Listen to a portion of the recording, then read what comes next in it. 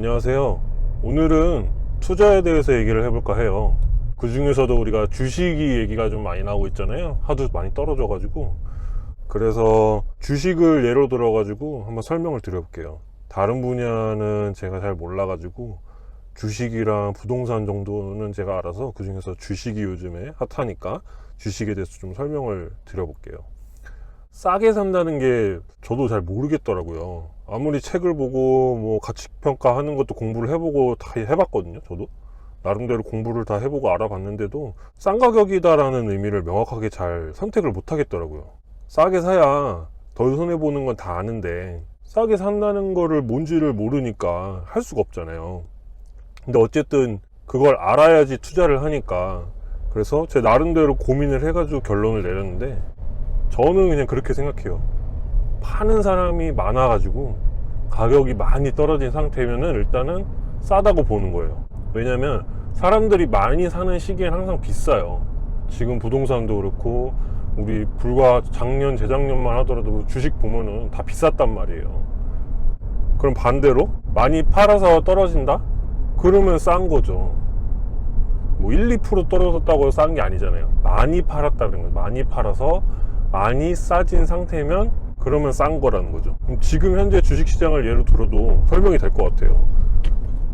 지금 다 뭐 폭락한다, 그 호가창 보시고 하는 사람들 주변에 많잖아요. 그래서 아마 대부분 손절 많이 했을 거예요. 그런 분들이 지금 주변에 많죠. 그리고 가격도 많이 떨어져 있고, 그래서 손절을 했거나 오히려 더 내려가면 사야지 이런 분들이 주변에 많을 거예요.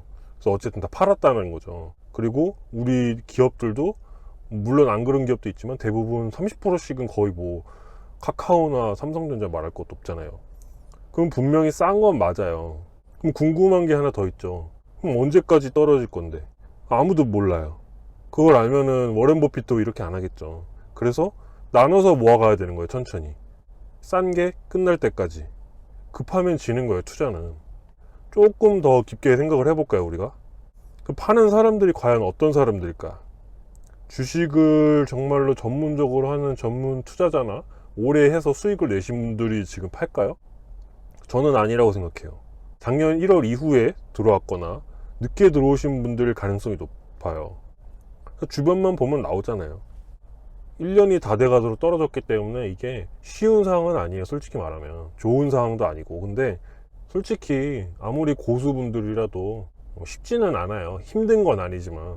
근데 이제 막 시작하고 그냥 가격에 연연하시는 분들은 못 버텨요. 그래서 못 버티고 나갔을 가능성이 커요. 그런 분들이.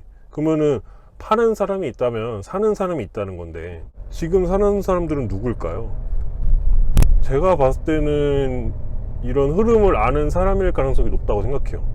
왜 이런 얘기를 제가 하냐면, 제 주변에서도 투자를 꽤 오래 하시고 꾸준하게 수익을 내시온 분들이 상반기 때는 그렇게 크게 관심을 안 가졌다가 오히려 쉬신 분들이 많았고, 지금부터 서서히 이제 조금씩 관심을 가져도 되겠다라고 해서 이제 접근하시는 분들이 많으세요. 근데 한 번에 투입하지 않죠. 지금부터 천천히, 최소 올해, 길면은 뭐 내년 상반기까지도, 하반기 되기 전까지도 고려를 해서 더 길게 될 수도 있다. 어떤 상황이 올지 모르기 때문에. 그래서 나눠서 들어가시는 거예요. 지금부터. 뭐 이왕 얘기 나온 김에 좀 더 하자면, 지금은 전쟁도 있고 인플레이션도 있고 그다음 뭐 금리를 올린다, 여러 가지 상황 자체가 주식시장이 현재까지는 우호적인 상황은 아니잖아요. 그리고 이게 단순하게 금방 끝날지 안 끝날지도 아무도 모르거든요. 이거는 천천히 모아간다는 거예요, 그분들은. 그러면은 우리가 격언에서 말하는 현재 공포에 질린 시기, 지금 어떻게 될지 모르는 시기가 기회인 때가 아닌가요? 이런 시점을 공포에 살아는 그 공포의 시기가 아닌가요? 지금 많이 팔았기 때문에 많이 떨어져 있고, 이 방법이 주식뿐만 아니고 모든 투자 자산에 있어서는 저는 다 적용된다고 생각해요. 부동산도 마찬가지예요. 수도권 부동산이 최소 13년 그 이전부터 이미 상승을 했단 말이에요.